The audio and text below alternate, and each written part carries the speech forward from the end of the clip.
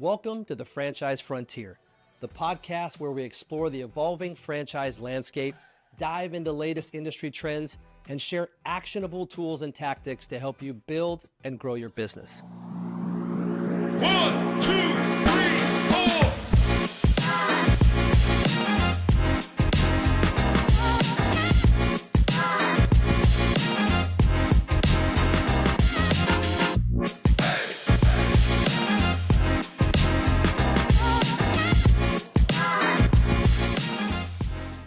Hello, everyone. Welcome back to the Franchise Frontier podcast. Here we explore the world of business ownership, unlocking the keys to success while uncovering common pitfalls to avoid. Today, we're excited to welcome Jonathan Watts. Jonathan is the owner of Bumble Bee of Jacksonville. We're excited to have Jonathan on the show and can't wait to dive into the insights. So let's get started. Jonathan, welcome. Hey, thank you for having me. So kind of give our audience just an overview, a little bit about what you did in your previous life before you became a business owner and kind of what led you to business ownership in general. Sure. I had a pretty, I would consider typical corporate America job. I grew up in a family-owned John Deere dealership. So I had a pretty typical career in the equipment industry, worked in every position imaginable. In 2012, we sold that dealership and I decided to go to work for the OEM. So I worked for Caterpillar and Yanmar and a couple of others. And over the last handful of years, I really wanted to do something more, travel less, be home a lot more. And I got my real estate license in 2022, and then really decided to do something that would complement real estate and really just honed in on home services and then eventually landed on Bumble Bee. That's awesome. Is there at any time in your young life, was there any sort of person or anybody that you saw that kind of maybe inspired you to become an entrepreneur, or people that you kind of like saw them doing something and thought, maybe that's kind of more my style? Absolutely. My dad's a business owner, has been since I've always remembered. Both of my brothers have or currently own their own businesses. And quite frankly, I've been doing the same thing. I've just run other people's businesses. So, friends and colleagues but definitely my dad and my brothers. I mean, watching them having their own business definitely influenced my desire to do it. Yeah, and when you look back at from the time you started, is there anything you could say that was your biggest surprise or biggest challenge Since I started since you owning a started business. Bumblebee? Since you started Bumblebee? So, yeah, absolutely. I mean, there's an absolute difference between running someone's business and owning a business. I've been in charge of HR, hiring and firing, and in charge of charts of accounts and that sort of thing. But when it's your money on the line and you're the one that's writing that check to make that investment, it's a huge difference. So that was definitely a change, or something that I maybe kind of glossed over in the beginning and didn't really think about as much. Yeah, and I know that as we talked before, when you first made the investment, you wanted to somewhat be semi-involved, right? And kind of keep your W-2 a little bit. Talk a little bit about that and how you kind of transitioned into the role that you sit in right today. Yeah. So the equipment manufacturer that I worked for, I did quite well. And I was kind of on a situation where the business was residual business. Yeah, I had to go out and gain a little bit of new business every year, but most of the business was kind of residual. And I really kind of felt like I could keep that W-2 job while managing this on the side, and not necessarily on the side. That wasn't my mentality. I was going to work in it full time, but 40 hours a week doesn't cut it. So I eventually learned, that this investment, this large monetary investment that I made into my business, that was my name, my family's name on the line, required me to be involved fully. So cutting the tie of that W-2 job, that was a very difficult email to send. I sent it the 1st of June of 25, but it was absolutely the best thing. And today, looking back, I should have done it sooner. Yeah, I mean, I can't imagine, that is like for you've been a W-2 employee in that space for so long, it's a little bit of like getting rid of your identity, right? I was a college football coach for years before I got into horsepower, and it was difficult. It's a difficult thing to kind of reset your identity if that's really what how you're known or who you're known as thus far. And I especially can imagine for you doing that, knowing that you made a substantial investment in something that you wanted to be what you're now known for. So it's still a difficult thing to cut the cord. Correct. No, the identity changed a little bit, but well, the identity changed a lot, but it was a goal of mine, right? With the job that I had previous, I was traveling a lot. I was in a hotel 3 or 4 nights a week, not every single week, but many weeks I was. And one of my goals was to build local community, and I was not going to be able to do that by being on the road several nights a week. And so, yes, my identity was able to change to where now in the Jacksonville market, I'm fully involved in this market through charity, through church, through business, and I wasn't able to do that. And that was absolutely a goal of mine. Yeah, and I think to your point, when you see the vision of what you want it to get to, you had to make a decision that says, "Listen, I know where I'm trying to get to. I know where I'm trying to go, but I cannot get there and be over here at the same time." So that's definitely not it, but it's a testament to you and your buy-in of going all in and saying, "Hey, this is what we're going to do, and the way that we're going to be successful is by getting it done." Percent. And so when you look at now your day-to-day operations, like kind of describe a typical day in the life of a business owner. So currently right now there's 3 people in the business. I've got myself, I've got Amy who is my wife, my life partner, and I've got a salesperson. His name's Dave. Known Dave for quite a while, but I'm very invested into the sales and the installation side of this business. So very much operations and sales every day of the week. But I'm also in the morning, monitoring the marketing that we're doing, making sure that the right pieces are in the puzzle, right pieces are in place. The bookkeeping, I'm helping out with business development and reaching out to large commercial opportunities, and then basically running appointments or managing installs during the workday. At night, making sure the bills are paid, making sure the vendors are taken care of, making sure the orders are placed. So it's definitely way more than just a 9 to 5. Yeah, and as I've done this podcast and talked to many people like yourself, I hear from a lot of owners that down the road, that's oftentimes the best way to gain success is really be hands on, hands in the mud a little bit on every aspect. So then as you grow the business and find a way to work more on the business than in the business, you really understand. You understand the pain points, you understand the pain points from the installer or the order keeper or whatever that might be. So you can be a little bit more understanding of those things and really be able to run the business from afar long term. Yeah, so there was a period between late February through actually December that it was just myself and Amy working in the business part time. She was helping with a little bit of the bookkeeping, helping with taxes and that sort of thing. And keeping me straight, keeping my schedule straight as she could.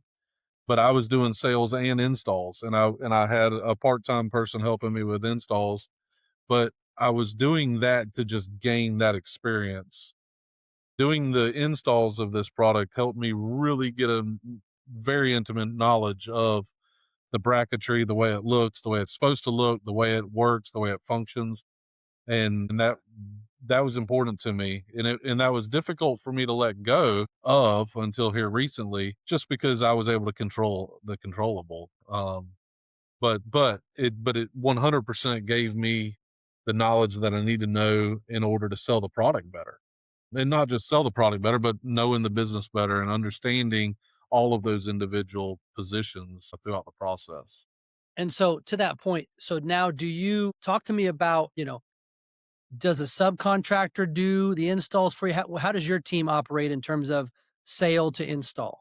So I brought on, I consider myself a dual threat on the sales and install side, and I've been very lucky to bring on another rep. His name's Dave. To bring Dave in on that's also a dual threat. Dave's done 30 years worth of in-home sales work between windows and doors, and he's owned a company where he installed soffits on new construction and different things. He also had a small business himself of a handyman business. So now it's basically Dave and I juggling the sales consultants and managing those installs. And we'll still have that, we'll still have some part-time help helping us, but I envision us doing the vast majority, 95 plus percent of our own installs in-house and not subbing it out. And I would imagine it's probably interesting for the homeowner to have someone come into and install their blinds and it be the owner of the company. There's probably something to that point about you said about being in the community and that type of stuff where, it makes it a real intimate transaction. Oh, it absolutely does, and to be honest with you, I use that to my advantage on my sales pitch. And I still do, even though I may not be the one physically there, it's still a Bumble Bee employee that's coming into your home. It's somebody that I trust, somebody that I know, somebody that I employ. But in the early days, I used it as a sales pitch. Listen, I'm the one that'll come in here. I'll install this. I'll make sure it's right. I'll make sure it's clean. I'll make sure that everything functions properly, and it'll have my seal of approval on it before it's 100% done.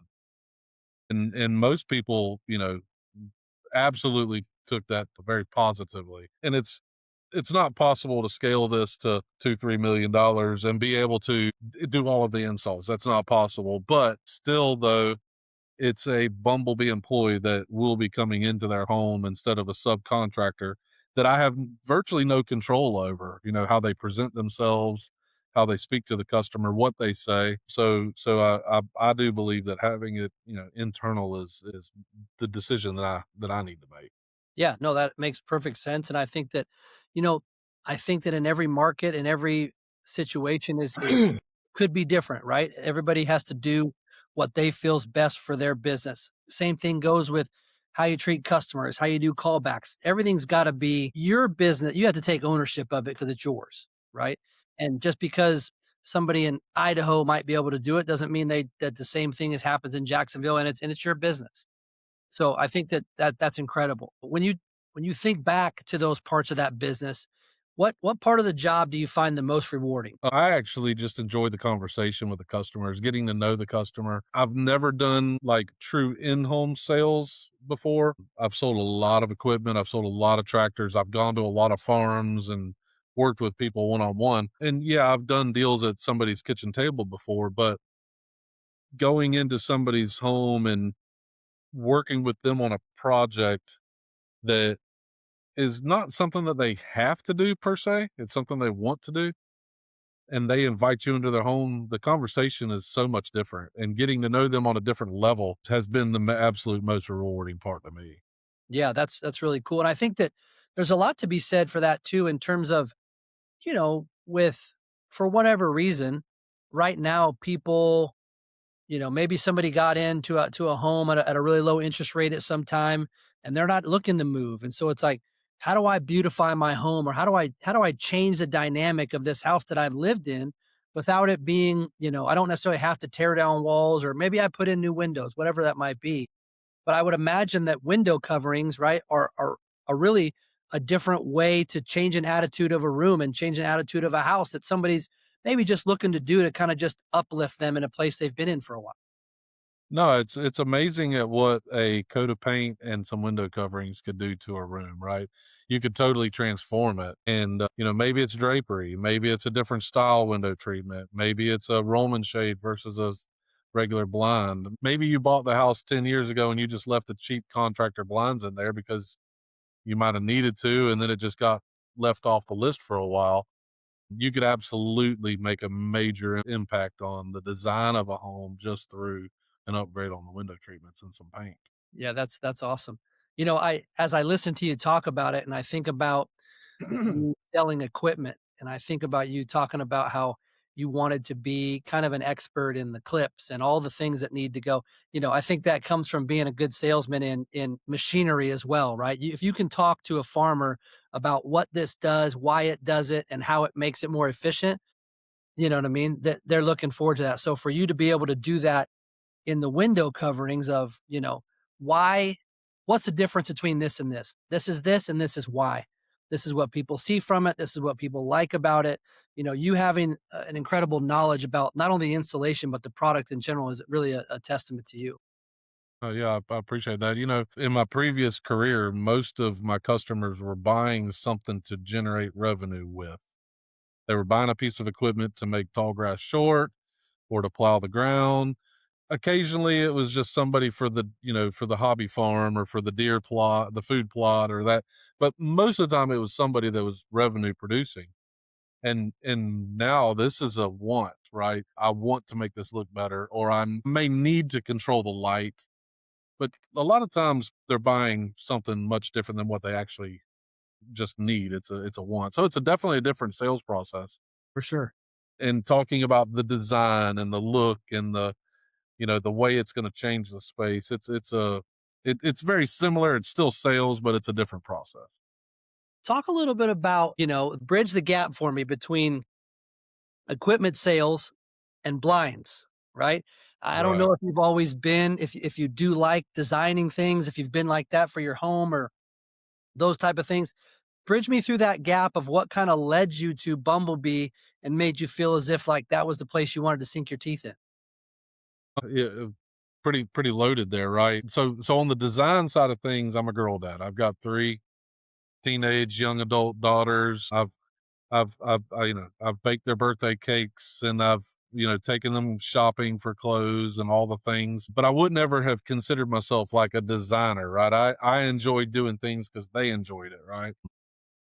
Yeah, I've had input on wall colorings and things of that nature, but I've never like finished a home, right? Like that's always been Amy's job. But bridging the gap specifically, it's still asking the right questions, learning what somebody wants or needs, providing a product and painting a picture, right? In the equipment industry, I had to sometimes take someone that had never been on a zero turn riding lawnmower and paint the picture of here's how you do it and here's how you operate this piece of equipment and here's how you could potentially make revenue with it, those sort of things.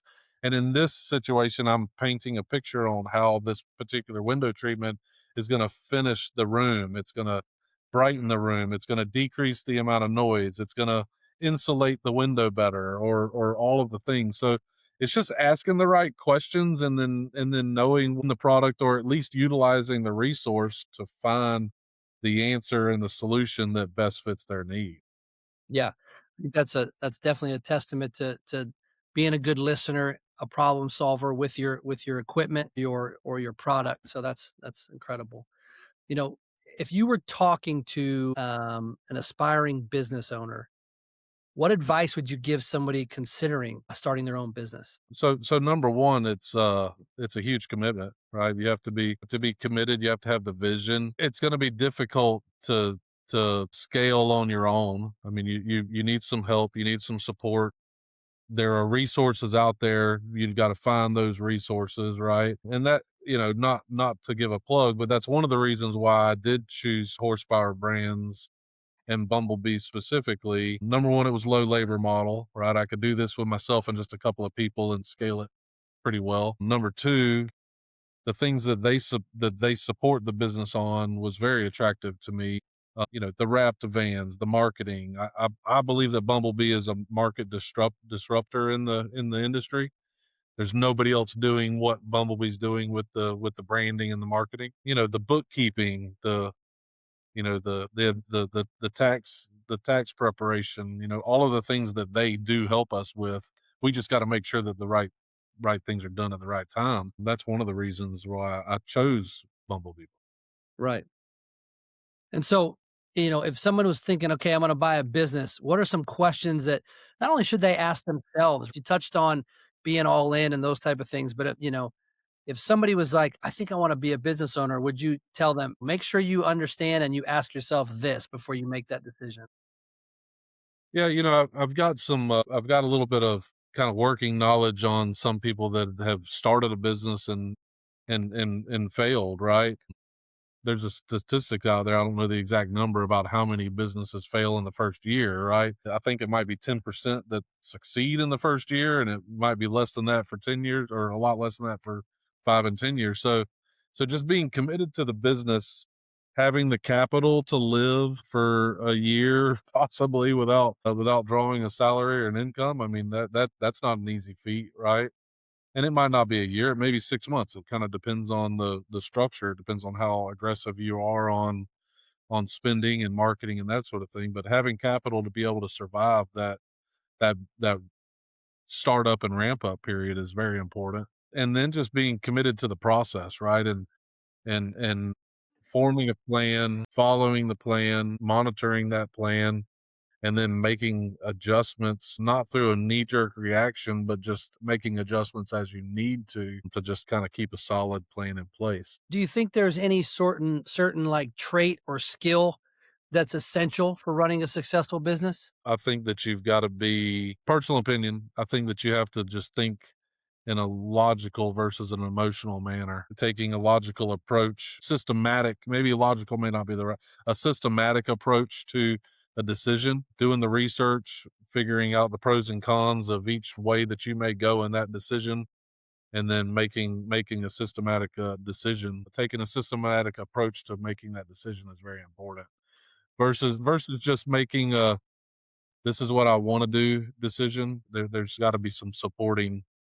evidence, financial evidence that's gonna support what you do. Yeah, you make a really good point there. There's a little bit more thought process has to go in it because there's dominoes that fall in all those places to make sure that's a good decision and or a bad decision. Now, I know looking back, you did some things and were able to secure a few jobs. I'll let you talk about it before you even opened. Talk about that a little bit and how that kind of went down. Yeah, so I started our Google marketing, digital marketing about a month prior to us launching officially. And I got a lead and we were headed to our academy, and I just basically called the lead and said, "Hey, I'm booked up until the middle of March, but that's my first available appointment." I got to looking at that lead and saw the email address, and then searched I'm a real estate agent, so I've got some information that I can look up addresses and ownership and whatnot, and saw that the home was actually owned by Tim Tebow and the Tim Tebow Foundation. And yeah, I actually called him back, chat with him a little bit, landed the interview, or the proposal opportunity, and ultimately was able to provide them a solution that they went with. I definitely got some support from horsepower brands on it. Called in some factory reps that helped me out with some of the technical stuff. Worked with a neighboring franchisee also that kind of partnered with me on it as well, and it was definitely a team effort, but a huge win for the entire team of Bumble Bee and Horsepower Brands to be able to do a really large job on some draperies and some blackout products for Tim Tebow's nursery. They were expecting their new daughter, which she's 6 or 7 months old now, and their master bedroom. A huge opportunity and a huge win. And yeah, that's incredible. And that just came off of turning on your Google ads and they happen to look around and say, let's give some people an opportunity. That's right. That's Yeah, correct. and hey, hats off to you for starting it a little early and saying, not I haven't started my business, but I'm booked up until March, and then I'll be able to let you know what I can let you know. Yeah, I don't know. Maybe a little bit of a hustle in me that did that, but they appreciated it. I was actually at their house last week, and we were doing a little bit of fine tune adjustments while they were out of town for the first time since we did the install, and they're absolutely thrilled with the work and the product and horsepower, the horsepower team, because their marketing team worked with our marketing team, and they just raved about the entire process. That's incredible. So now, looking back on some other parts of the business, if you had to start it over, what would you do differently? There's probably two things, the two high level things. Number one, I probably would have focused on the systems and product training a little bit more. There's a second thing I would have focused on product a little bit more. I'm coming from the equipment industry. I was a product guy, and I was proud about that. But this product is way more intricate, to be honest with you, than I ever believed that it would be. But the biggest thing that I would have changed is that I would have cut the W-2 a little bit faster than what I did. That would have been the largest change that I would have made. Sending that email at the end of June was possibly one of the hardest send buttons that I've ever sent. Looking back on it now, 4 or 5 months later, 6 months later, I should have done it a long time ago. Yeah, like we talked earlier. I mean, I'm sure your finger just hovered over the button. You might even got up and left and came back to it before you ever sent it. You probably, knowing you, you probably talked to Amy for a second and said, "Am I sending this?" And she said, "Go send it." And then and then you probably went outside and maybe watered the lawn. Who knows? Did something to take your Well, mind off it before you finally went in there and pulled the trigger. 100%. The letter was written for a couple of days without Amy even knowing about it. But then that next morning, I kind of honed it on a little bit and changed a little bit, and then I did. We sat there and said, "Is this the right thing to do?" And we probably prayed on it, to be honest with you, as Hey, well, and then push send. There was a 2 week period there that it was just like stressful as all get out. But again, looking back on it over the last 5 or 6 months, we should have done it 5 or 6 months prior. yeah. And so, is there, from that time, all of it together, is there a lesson or a mistake that you've made in this little short time you've been going that every new business owner should hear, as opposed you look back on it now and you go, I don't know how I did that or why I did that. I would probably say that I wish I knew more about marketing than what I did. I've spent a lot of money on marketing and just kind of throwing something against the wall. And also, I should have known this. Marketing salespeople are salespeople, and I'll just kind of leave it at that. I wish I would have paid a little bit more attention to some of that ROI and some of the avenues that I've spent money on. And so, that being said, as you have been a part of the franchise, have you, I know that you said you partnered with another Bumblebee that was a local close to you for the Tim Tebow deal, but have you reached out and leaned on any of your fellow franchisees about, could be marketing, could be product, could be anything? I know that there's definitely people within your brand team that you can lean on for certain things, but I just didn't know, as a franchisee, if you've reached out to people in the network and said, "Hey, has anybody seen this?" or any of that type of stuff.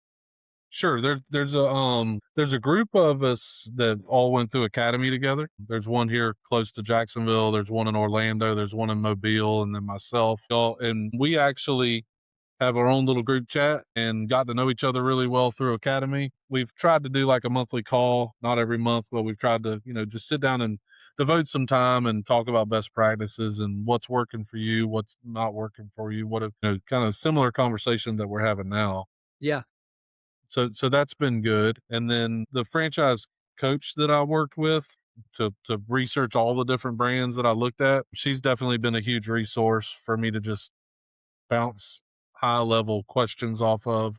But she's been a huge resource. A huge shout out to Anne Marie Weaver. I don't know, but she helped me out tremendously and continues to. And then honestly, there are people at Horsepower that I lean on, and they've never turned away my phone call. So that's been very supportive.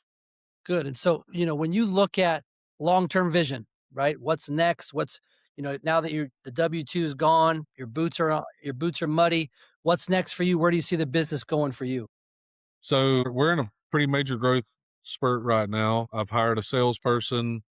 Um, he's kind of a dual threat, helping me out with sales and installation. That's fairly new over the last handful of weeks. But what the biggest thing is that I'm just acquiring some additional territory. There's been a very huge opportunity to expand into the entire Jacksonville MSA, and it's not something that I probably was ready to do in the beginning, but the opportunity presented itself, and that's the next biggest thing for us is that we're actually just expanding geographically.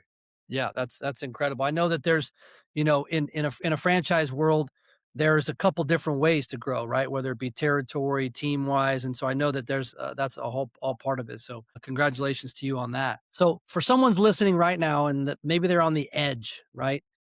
Edge of launching a business. I just don't know. Kind of like you were with the email send, right?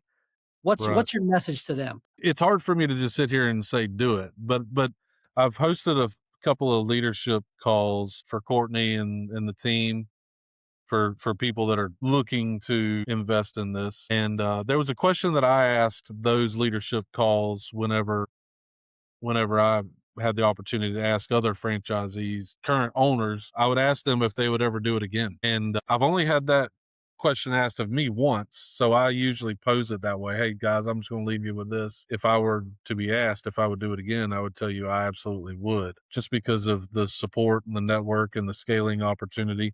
So as far as what I would recommend to somebody that's kind of on the edge, if you're on the edge and you're ready for the challenge and you've got some resources behind you to be able to weather the startup, then I would absolutely do it. I mean, it's rewarding. It's been personally rewarding and the opportunity is huge. Horsepower has been great and supportive. Um, I know there's a lot of other great brands out there other than just horsepower brands. If you're on the edge, I would do it. Yeah, and you do bring up a good point there in terms of, if you're in a process with any franchisor, this is where validation helps. Get on those validation calls and ask those questions, right? That's really gonna tell you where it needs to be. I spent just to kind of piggyback on that. Personally, I spent about 6 months on different researching different brands and different opportunities and absolutely burnt myself out over a 4 or 5 month period on those leadership calls, but it was extremely valuable to ask those other owners some candid questions, most of which they would typically answer, right? But the validation calls are super important. Yeah, that's a really good point. We always finish up here on something that I go back to my football days. I call it the 3 and out. Three random questions just about you. What's your go-to unwind after a crazy day? We enjoy going for a walk. I enjoy sitting down with my daughters and just chatting, or we'll just all kind of gather in the kitchen and cook a big meal. It's one of those three things. Sometimes all of the above. And then coffee, tea, or energy drinks. It's absolutely coffee. Okay, black.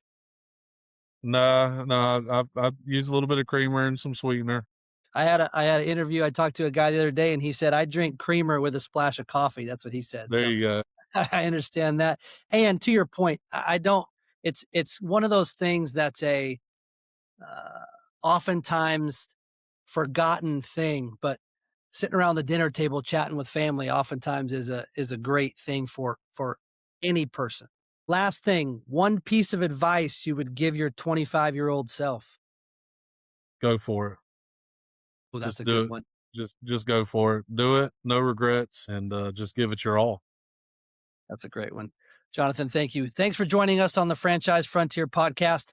I hope today's episode gave you a clearer look into the journey of business ownership. And if business ownership's calling your name, don't ignore it. The playbook's out there.